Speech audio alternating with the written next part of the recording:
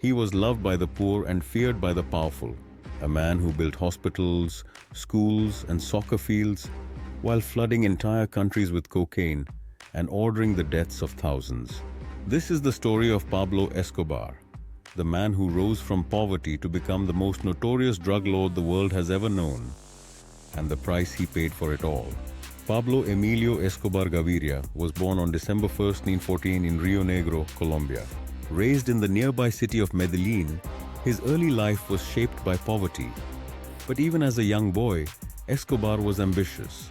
He started his criminal path small, stealing tombstones, selling fake lottery tickets, and smuggling stereo equipment. But it wasn't long before he found a more profitable product: cocaine.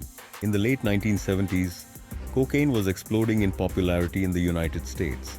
Escobar saw an opportunity and built the Medellin cartel, a global drug empire that would change the world. At its peak, the cartel was responsible for 80% of the cocaine smuggled into the US. Escobar reportedly made over $400 million a week. With wealth came power, and with power came blood.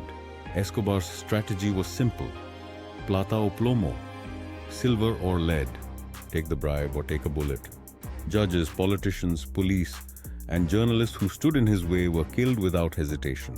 He built an army of sicarios, hired assassins, and turned the streets of Colombia into war zones. Planes were bombed, police stations attacked, and high-profile assassinations became routine. Yet to many in Medellin, Escobar was a hero. He built homes for the poor, gave food to starving families, and invested in his community. He was known as El Patron, the boss. His generosity earned him loyalty, and for years it protected him from the very people trying to bring him down. In 1982, Escobar even entered politics, becoming an alternate member of Colombia's Congress. But when his criminal past was exposed by courageous officials, including Minister of Justice Rodrigo Lara Bonilla, Escobar retaliated. Lara was assassinated in 1984, and Colombia declared war on the cartel. When Colombia's government began discussing extradition to the United States, Escobar unleashed a reign of terror. Judges and politicians were targeted. Entire buildings were bombed.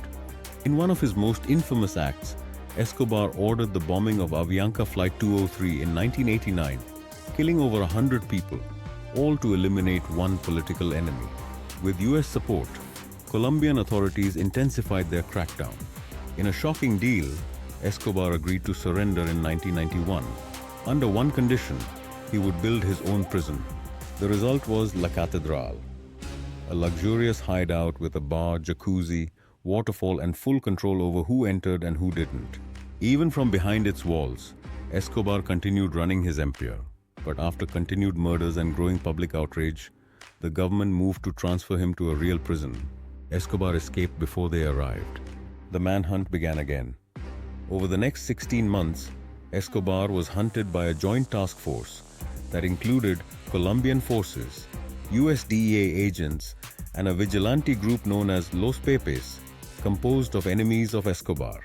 His empire crumbled. His wealth, influence, and protection eroded.